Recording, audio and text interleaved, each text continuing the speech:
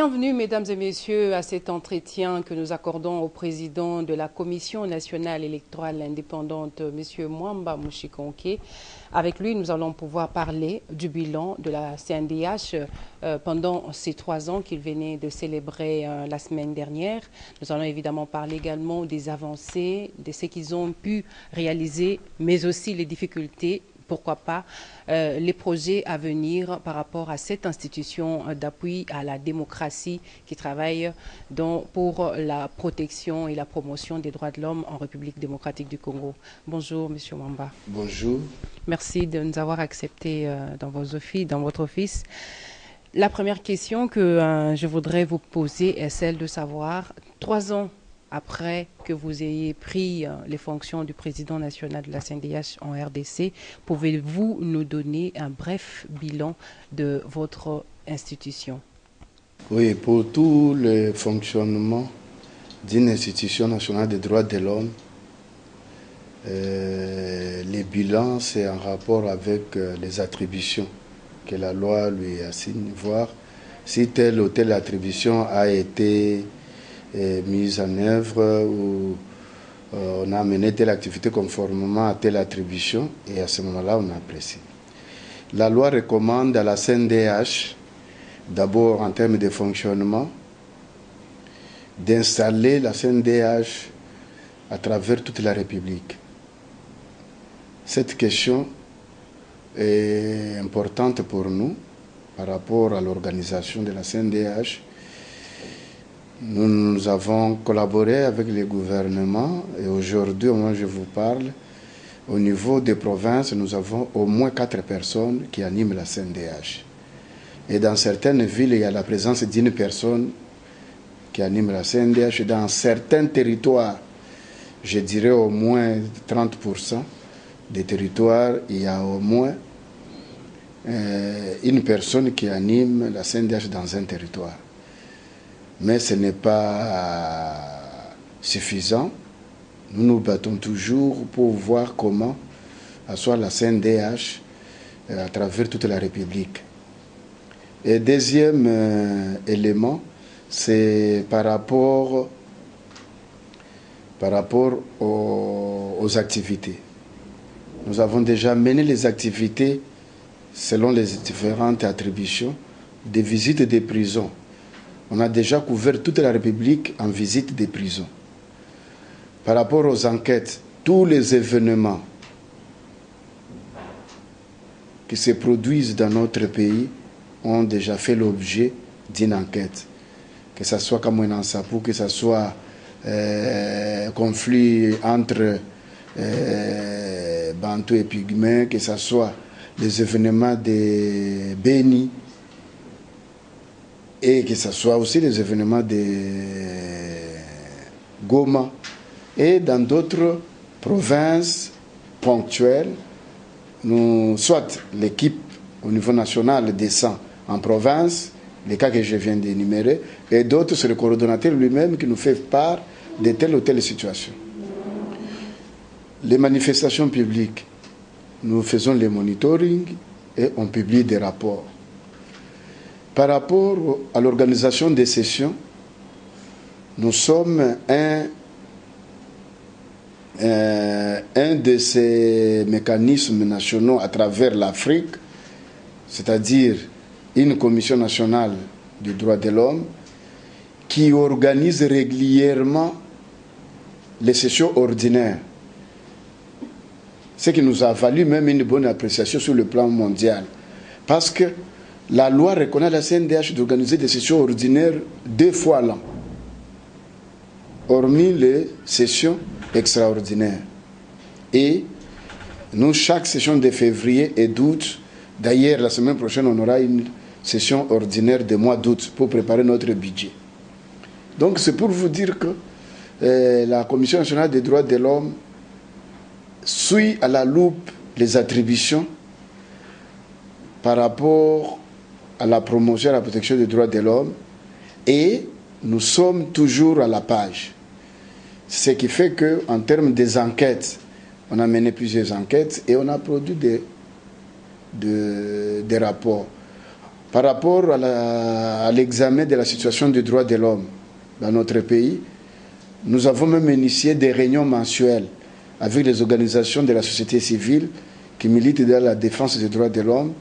On se voit une fois les mois, on évalue la situation des droits de l'homme et on publie un rapport.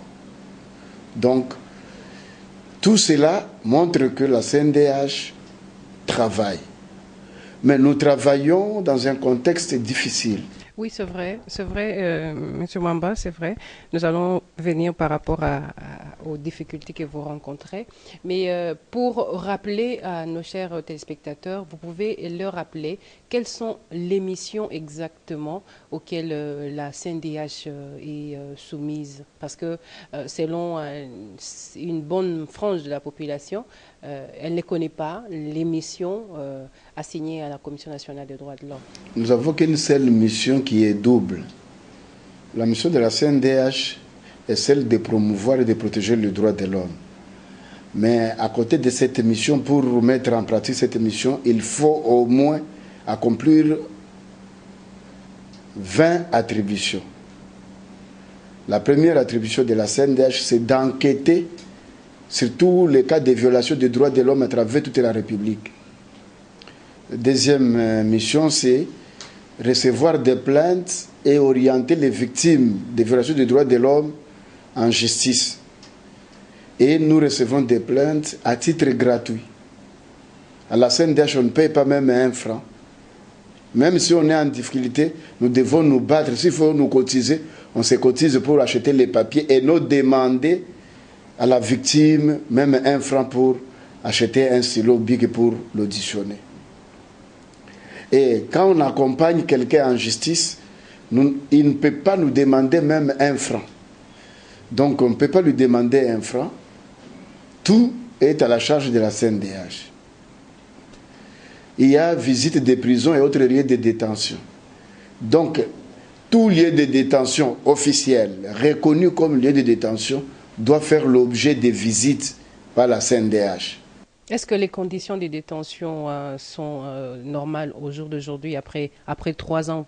Vous les avez trouvées comment? Mais on a toujours publié nos rapports. Les conditions carcérales ne sont pas bonnes. Il y a plusieurs droits des détenus et droits des prisonniers qui sont violés. Et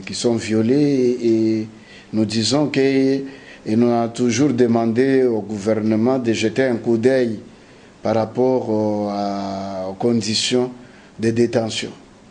Parce que nous avons vu même certains lieux de détention sans toilettes et d'autres, c'est compliqué. Et puis aussi certaines pratiques par rapport à la nourriture, lorsque quelqu'un est détenu, qu'on lui amène la nourriture, il y a aussi certaines pratiques de monnayage de nourriture pour les détenus. Tout ça là, on a dénoncé dans nos rapports et on a proposé les pistes de solutions au gouvernement. Et là, au moins en passant, on a vu certains de ces efforts du gouvernement qu'on peut noter, mais ce n'est pas suffisant. Il faut encore continuer dans le sens d'améliorer les conditions de détention de nos compatriotes. Et aussi, il y a aussi un autre élément, c'est par rapport à des arrestations arbitraires, même des détentions illégales qui dépassent des délais. Il y a d'autres qui sont nos compatriotes qui sont arrêtés pour des faits bénins. Tout ça, nous faisons rapport conformément à notre loi qui nous demande de faire des rapports sur tous les cas de violation des droits de l'homme. Donc, il y a une nette différence entre la CNDH et l'appareil judiciaire, parce que bon nombre s'est fait peut-être cette confusion-là pour dire que la CNDH ne travaille pas. Pourtant, le travail de la CNDH, c'est de publier des rapports, de mener des enquêtes.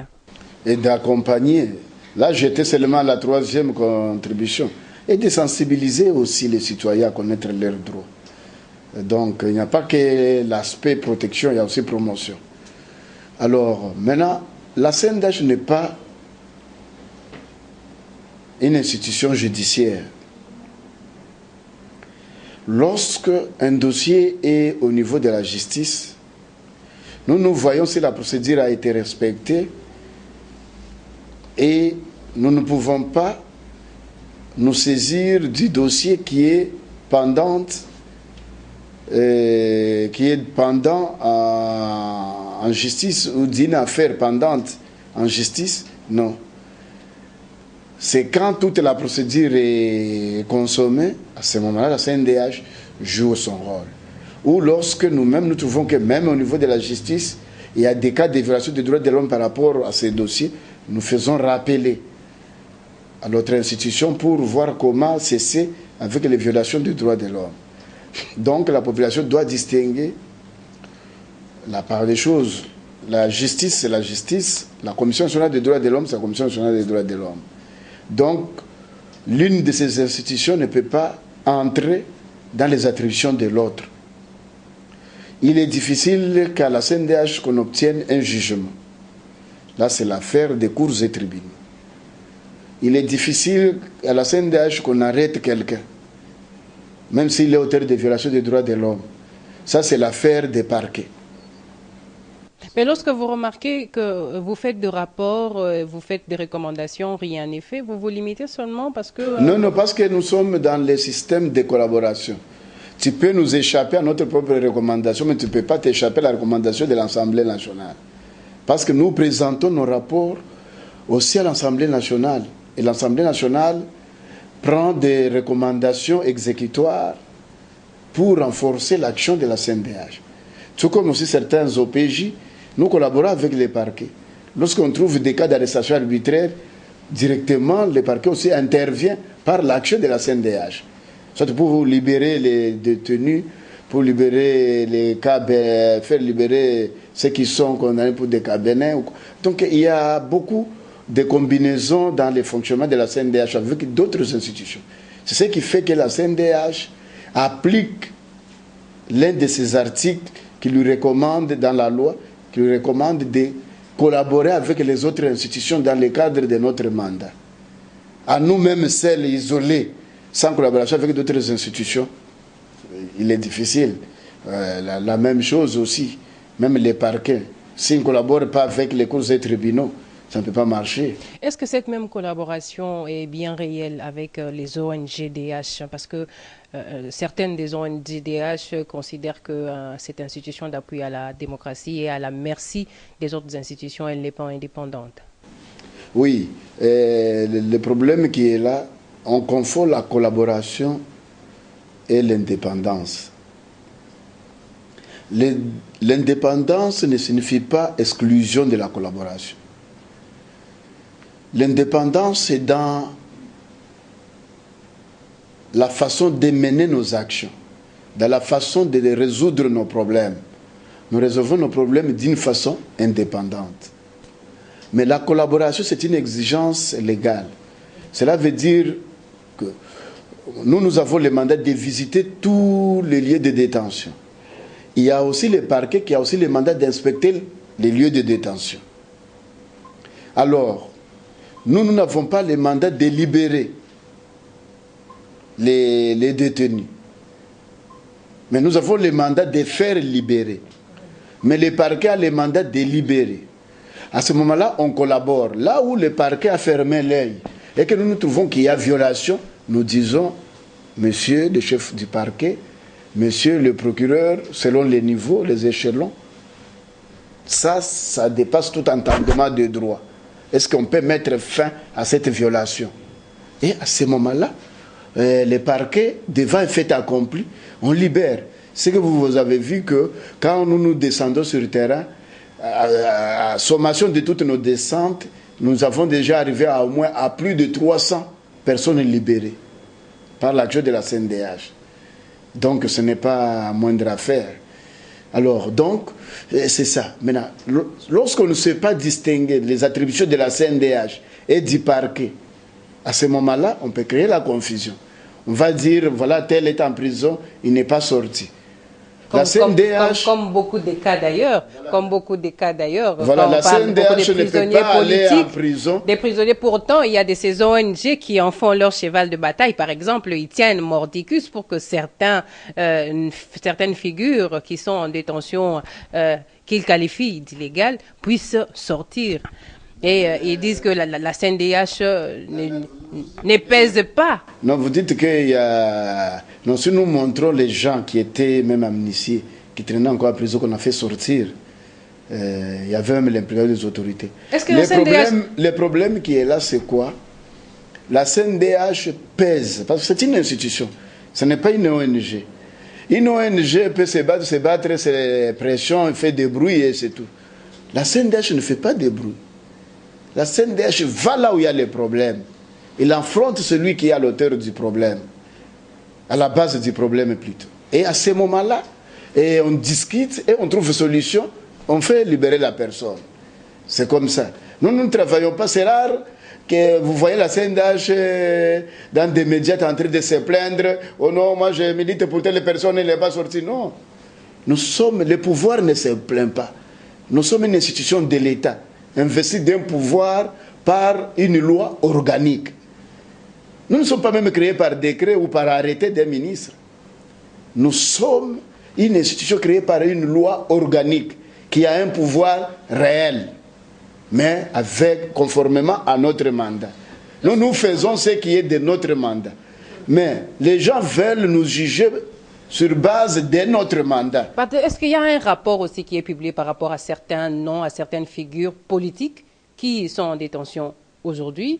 Parce que nous sommes en processus électoral, la CNDH milite également pour un processus électoral crédible.